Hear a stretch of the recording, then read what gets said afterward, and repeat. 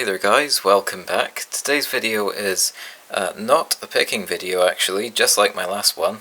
We're going to be taking a look at another security product, and I'm pretty excited about this one because nobody's actually done a video on this before, so hopefully this might be of interest to you. So for those of you who are familiar with Squire products, one of my favourite manufacturers of lock, Squire make this Stronghold series of locks, which is really nice, solid steel bodies with really tough shackles, very tough stuff. Squire do the SSEM range. This is the SS50EM, which actually accepts a modified Euro cylinder. I've removed a screw from this one so I can show you. But the problem with this is that you actually have to find a specific size of Euro cylinder, and you actually have to cut it in half and file it down to make this fit over the top. And not all cylinders are actually compatible, so it's pretty difficult to find one that will fit in this. And it's just a lot of work to make it fit and to make it work. So Squire have been working on this new padlock for their Stronghold series, and I have one right here.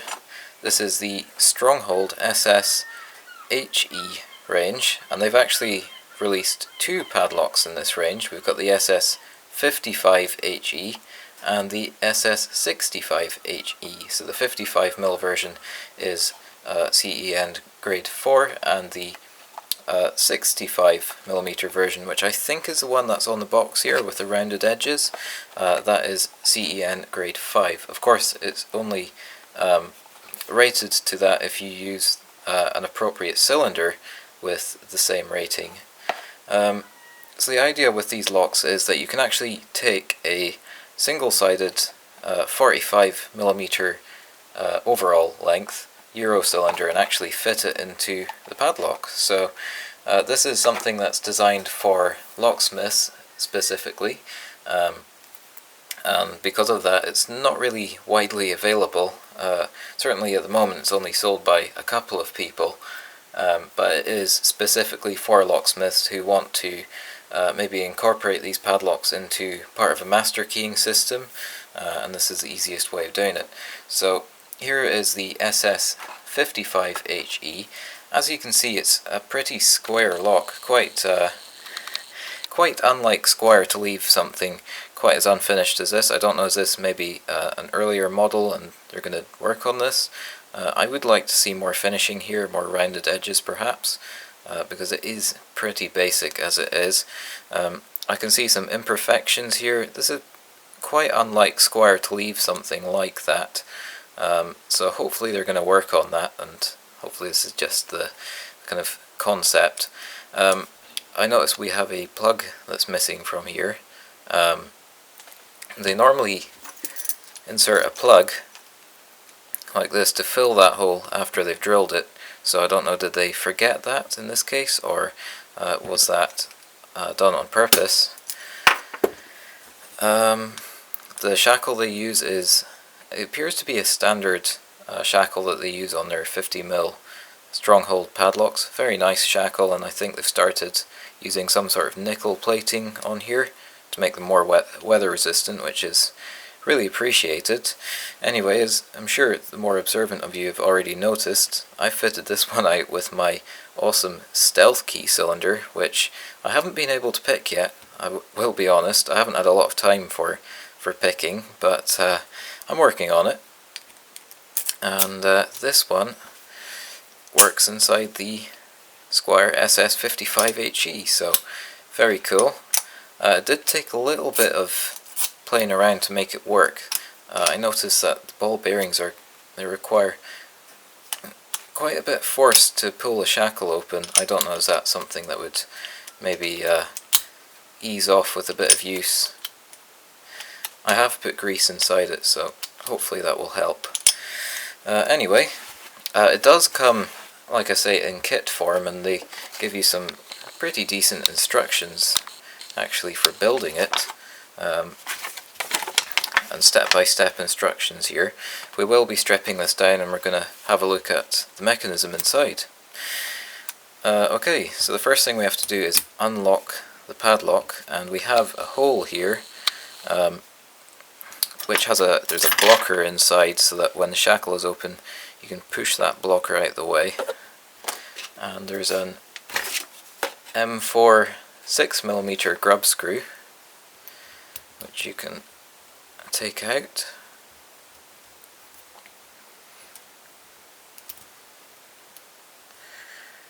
And they're very careful to state on the diagram on this paper here, which I can't really show you right now. They're careful to state exactly what everything is. So I think that's all we need, and we can actually pull the core out. It's quite difficult to show you this because it's such a dark lock, but there we are. So let's separate that out. Okay, so here is the mechanism on the back of the lock, and I'll just take it apart. It's easier to show you this way. Okay, so standard, what was this, a 45mm overall length stealth key cylinder, and the tailpiece has to be sticking out on the right hand side for this to work. And so Squire have designed this two-piece design which sort of wraps around the cylinder like this and fits together. It is a little bit loose when it's on, but I guess they have to do that so it fits a wider range of cylinders. And this piece also has a groove here, so it limits the rotation of the cylinder, of the tailpiece there, as we can see. So it's not quite 90 degrees rotation. Alright, so let's add the rest of the mechanism on the back. So on the back we've got this cam here, which sits on, and these interact obviously with the ball bearings. And this is a 2mm dowel that they just put through everything to pin it all together. And that's supposed to be, you're supposed to have to tap that in, but it just seems to slide in quite freely. And like I say, it is pretty loose, but once it's inside the hole in here, it should be held together fairly nicely. One problem I did notice is that if you turn the key too far, the cam actually forces the bottom of this to spread apart, because the whole thing is just pinned together by that single pin right there. So everything spreads apart and essentially acts as a wedge inside the hole in there, which maybe isn't the best design. I would have liked to have seen something better than that, but I do understand that they have to make this a two-piece design in order for it to kind of wrap around the cam like that. And in there, although you can't really see it, we have some ball bearings at the bottom. If I take this shackle out, like I say, at the bottom of the shackle hole you've got this plunger which blocks the grub screw from being removed when the shackle is locked.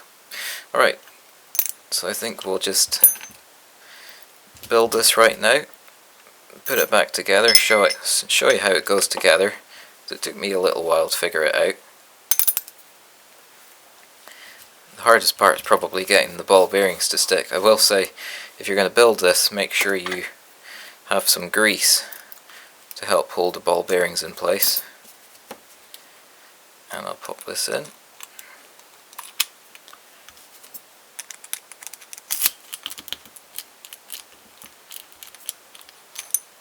Okay, one of the ball bearings popped out.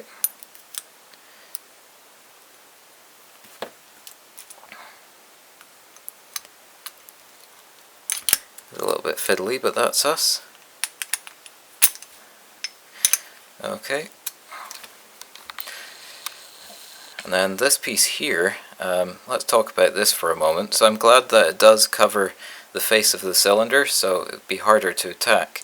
But this is only held in by that single grub screw, so I feel like you could potentially, let me get this back in here, I feel like you could potentially use some sort of core puller to pull on this. I feel like that thin grub screw there is going to be a weakness, but obviously, you know, this cylinder isn't going to be very susceptible to pulling attacks, I don't think. But it's just something I wish they'd maybe made that a little bit more substantial. So let's pop this grub screw back in. I'm going to have to open the padlock to do this.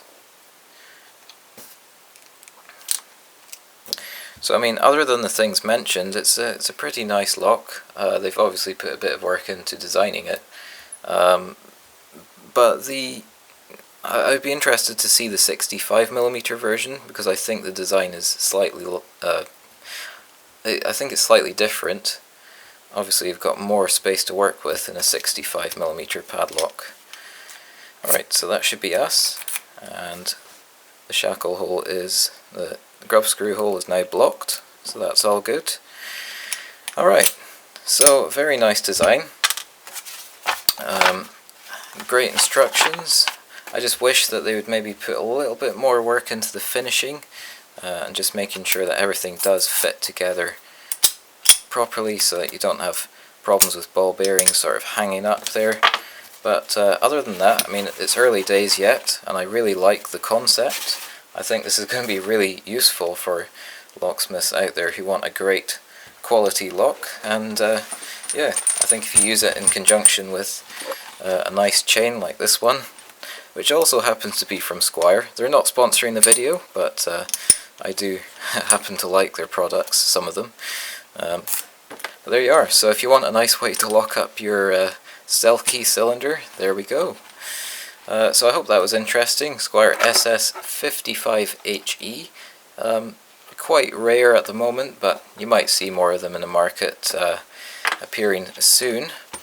That's all for today. Hope you found it interesting, and I do just quickly want to give a shout out to somebody who's been very active on my channel, doing a lot of commenting and asking a lot of questions, and just generally being really a great supporter of my channel, and that is, hopefully I can say this right, RWB here. No doubt you'll probably see them commenting on this video, hopefully. So a big shout out to you, and thank you for your support, and everyone else as well. Thank you so much for taking your time to leave comments. I really do appreciate it, and it's pretty much what keeps me going and keeps me making these videos when I can. Anyway, that's all for today. Thank you so much for watching, and I hope to see you again soon.